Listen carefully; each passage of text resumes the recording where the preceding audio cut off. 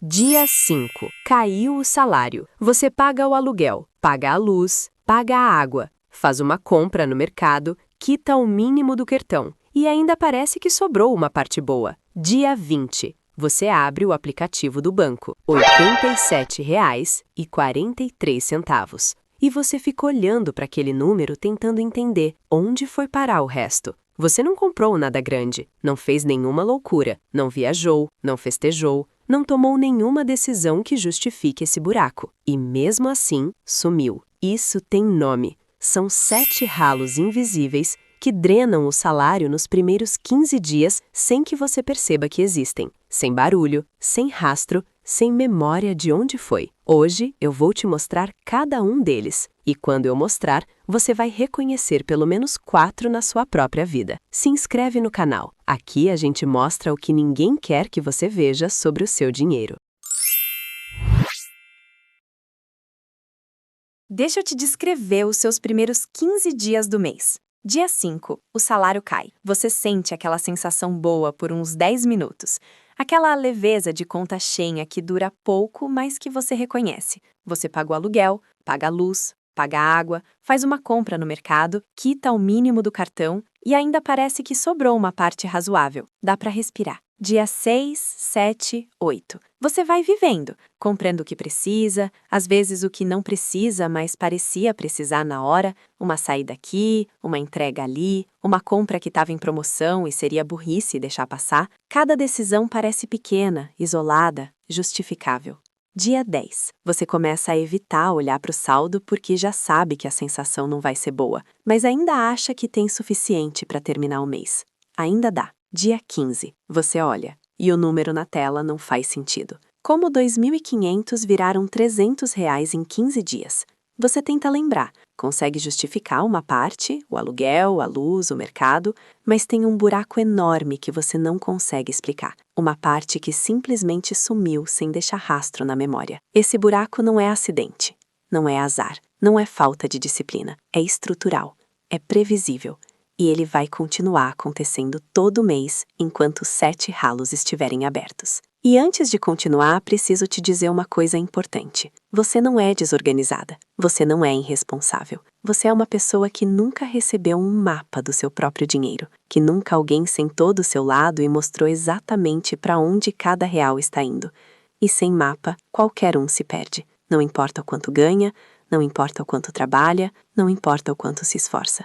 Pensa comigo, você passou anos na escola aprendendo coisa que nunca usou na vida, mas ninguém nunca te ensinou como funciona os juros do cartão de crédito. Ninguém te explicou porque o parcelamento parece barato, mas não é. Ninguém te mostrou os ralos que existem em todo o orçamento de quem ganha entre R$ 1.500 e R$ 3.000 e que sangram devagar demais para você notar, enquanto está no meio da vida tentando pagar as contas. Não é falta de inteligência, é falta de informação que nunca chegou até você. Hoje, ela chega.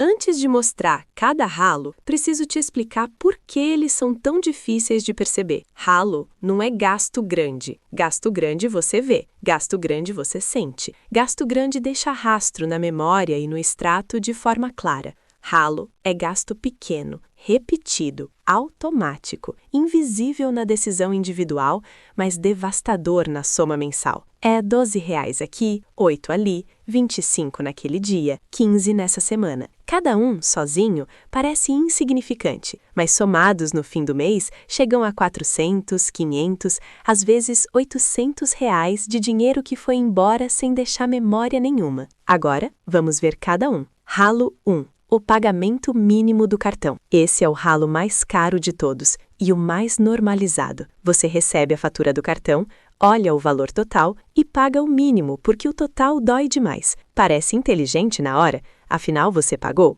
Está quite, pode continuar usando. O mínimo foi pago, missão cumprida. Mas o que acontece com o restante da fatura? Ele vira dívida com juros que podem passar de 400% ao ano.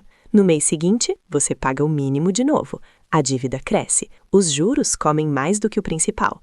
E você entra num ciclo onde nunca consegue zerar o cartão porque os juros crescem mais rápido do que você consegue pagar. Uma dívida de R$ 1.000 no cartão, pagando só o mínimo todo mês, pode virar R$ 3.000 em um ano sem que você tenha comprado mais nada. Você não está pagando o que comprou. Você está pagando o direito de continuar devendo. E esse ralo drena o seu salário todo mês de forma silenciosa, crescente e implacável, até o dia em que ele recebe toda a atenção que deveria ter recebido desde o começo.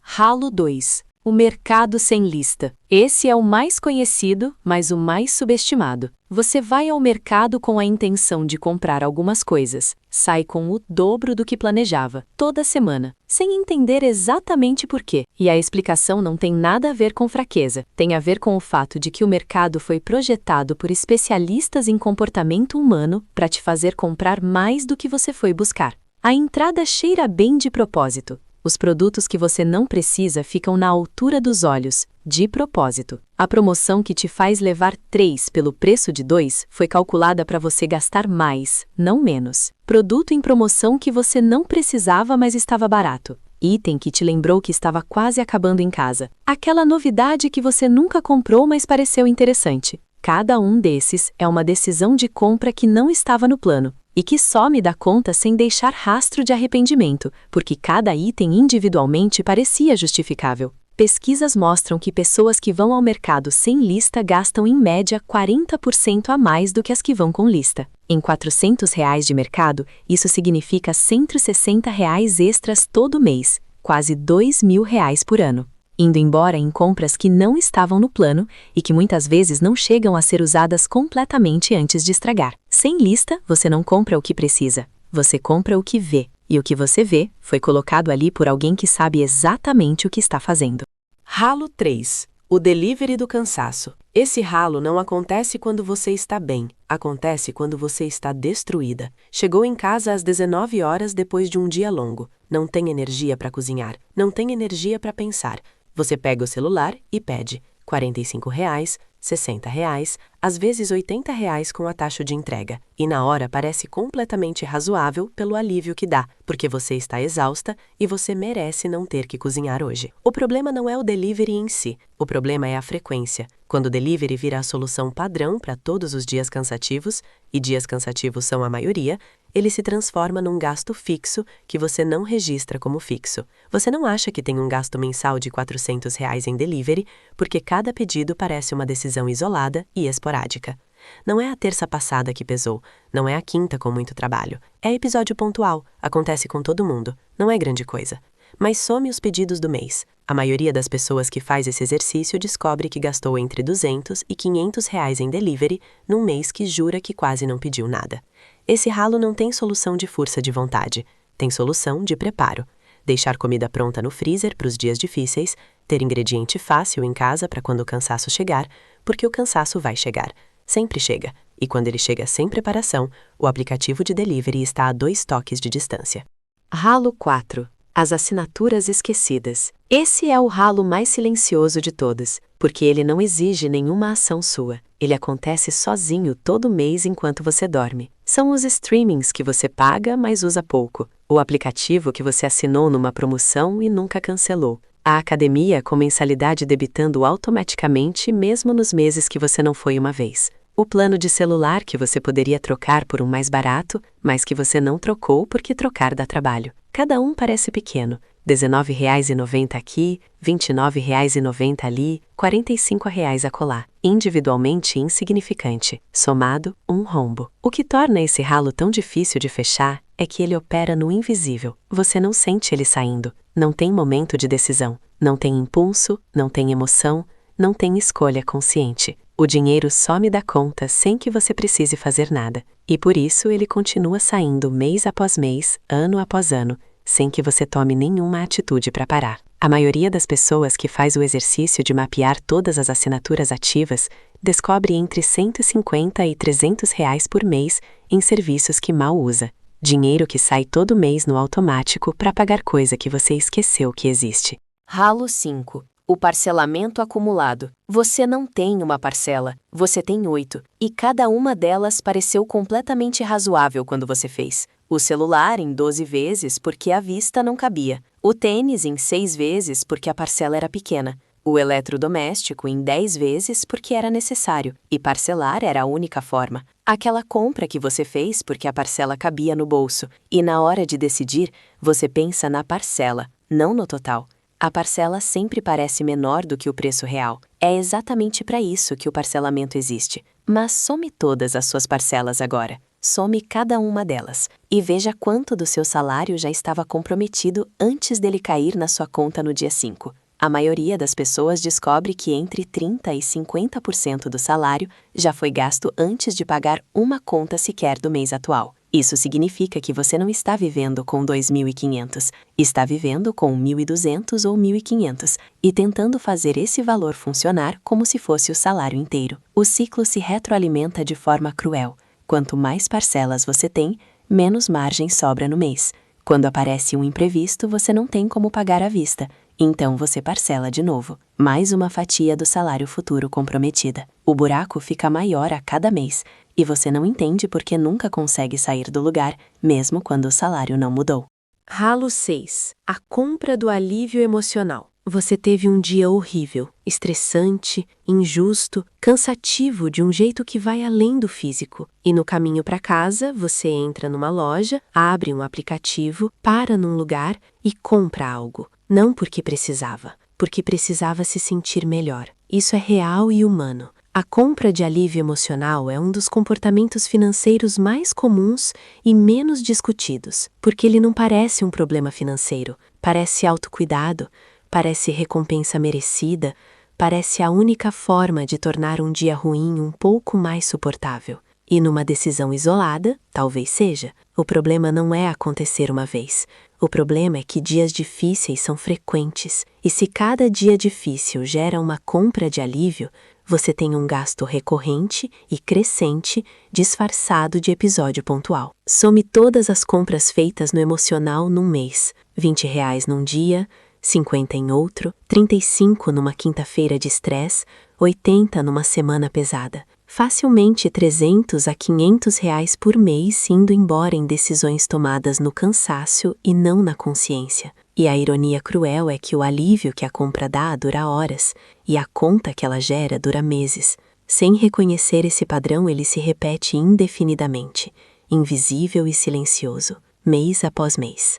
Ralo 7. O dinheiro sem destino. Esse é o ralo que potencializa todos os outros. Porque quando o dinheiro não tem destino definido, todos os outros 6 ralos ficam abertos ao mesmo tempo. Você recebe o salário e não divide antes de gastar. Não separa o que é de contas fixas, o que é de mercado, o que é para guardar, o que é para lazer. Tudo fica na mesma conta. E aí qualquer decisão de gasto compete com qualquer outro destino. E quem ganha é sempre o gasto mais imediato, mais emocional, mais visível. O delivery quando você está cansada, a compra que estava em promoção, o pedido do grupo, a vontade do momento. Dinheiro sem destino é dinheiro perdido. Não porque você é irresponsável, mas porque sem um plano definido antes de gastar, o comportamento padrão é gastar conforme a vontade aparece. E a vontade aparece todo dia, em forma dos outros 6 ralos que já estão abertos esperando. Fechar esse 7º ralo não resolve os outros automaticamente, mas sem fechar ele,